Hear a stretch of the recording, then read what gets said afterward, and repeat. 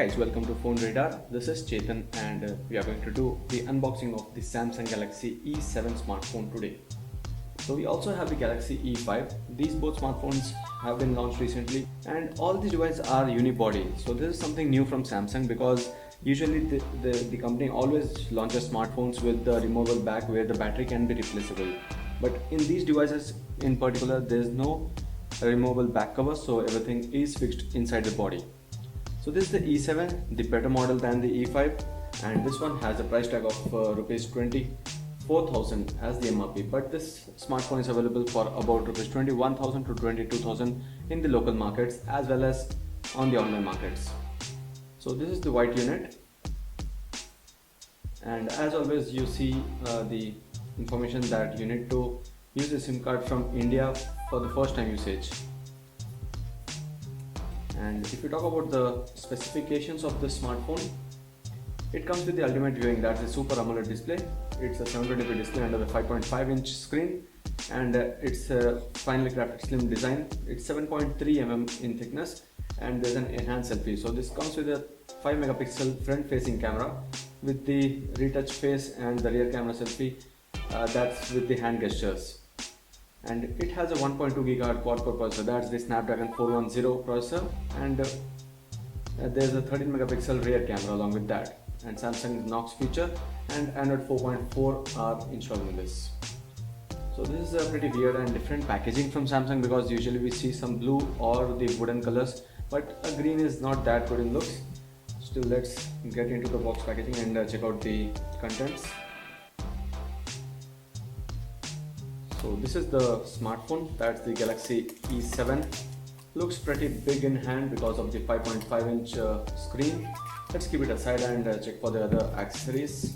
So firstly we have this set of booklets, that's the accessing more information, quick start guide and the SAR information, as well as the warranty card and the smart switch on Samsung. This is something that is for transferring the content from one smartphone to the other.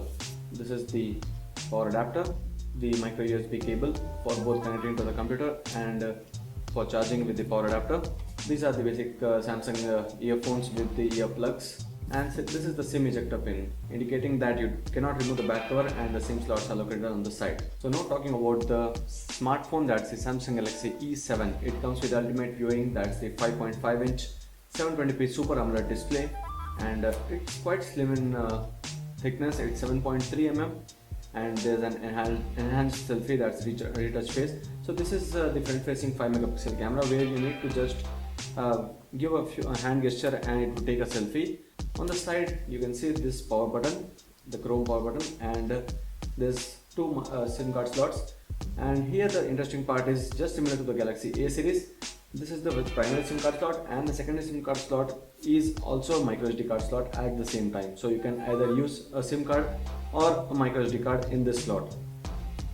In the bottom there's this primary microphone and the 3.5 mm headset jack, as well as the micro USB port. And if you notice, there's this digging into the device, so that is something pretty cool in looks, and the brushed aluminium look on the sides makes the device look a bit premium. On the left there's this volume rocker buttons, and in the top there's a secondary microphone for the noise cancellation. On the back there's a 13 megapixel camera, and similar in design and similar in placement, there's a speaker on the right side of the camera and an LED flash stays just right to it. So now let's start the smartphone.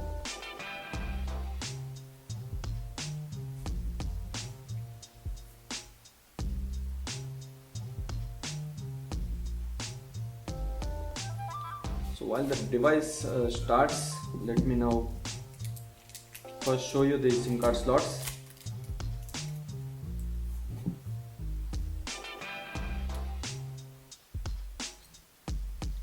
So this is the secondary SIM card slot with the micro SD card slot. So this is the placement for the micro SD card slot, and if at all you wanted to place a SIM, this is where it gets located. So these are the nano SIM slots. Let me start off with the device. And something interesting to notice here already is that there is no auto brightness. So outdoor mode will remain enabled for 15 minutes. If the screen is turned on when the 15 minutes have elapsed, outdoor mode will remain enabled until the screen is turned off. So this is something interesting that Samsung, although keeps the pricing at about 20,000 rupees, there is not a sensor that can detect the brightness around the smartphone, and it does not automatically set the brightness of the device. So in the brightness levels also, you can just manually control the brightness, and there is no option to actually have the auto brightness mode here. So this is the interface. Let's first get into the settings. And this is the Android 4.4.4 KitKat OS, and we pretty much expect the Lollipop update into this later on, although that might be quite late because even the flagship smartphones are yet to receive the full updates of Lollipop. And this is the standard home screens, and this flipboard also available here. This is the notification panel where you have to swipe to the left and right for the quick settings, and this is the actual quick settings section with all the connectivity toggles and screen mirroring, side key panel, smart stay, power saving mode, blocking mode, private mode, and touch sensitivity. So a lot of options have been given by Samsung.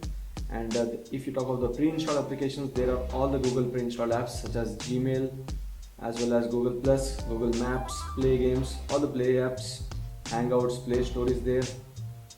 And apart from that, this S Planner, voice recorder. Voice recorder is something that Samsung has always been doing pretty good stuff there.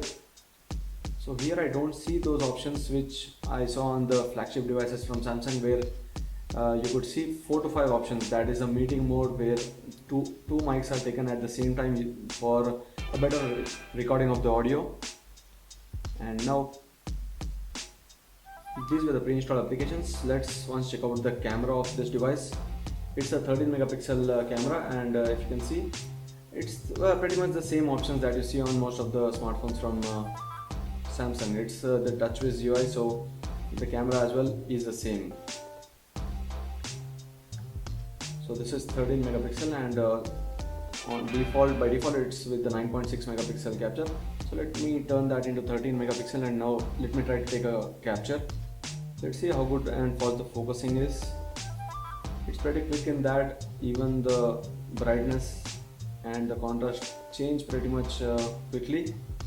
So the focusing is good. Let me take a capture. It takes the photo in just a very good pace. So checking the actual quality of the picture, the quality is not bad at all. Even on zooming in, the quality is pretty neat. You can see the details quite well here. So that is what you can expect from a 13 megapixel camera again. The Galaxy A5 had a 13 megapixel camera, while a similarly priced to this one, the Galaxy A3 comes with a 8 megapixel camera. So that is where this might hold a bit of advantage, and we are still wondering why we have two series here, that's the E series and the A series, because the A series also has the same processor, almost the same display resolution, while the A3 has a QHD, that's the 540 to 960 pixels resolution. This one comes with a 720p display. So there are a few differences, but still having two series is still at question.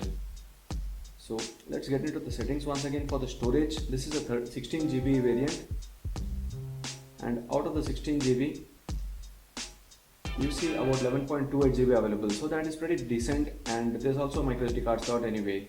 So this comes with a 2950 mAh battery. That is again quite advantageous, so it will be interesting to see how long will the battery last. So this was the quick hands-on and the unboxing of the Samsung Galaxy E7. In our next video, we'll do the unboxing of the Galaxy E5 smartphone. So stay tuned on PhoneRadar for that as well, and some reviews of the smartphones that we have been using lately. That's the Galaxy A5 as well, along with the Lenovo A6000. So stay tuned on PhoneRadar. Thank you.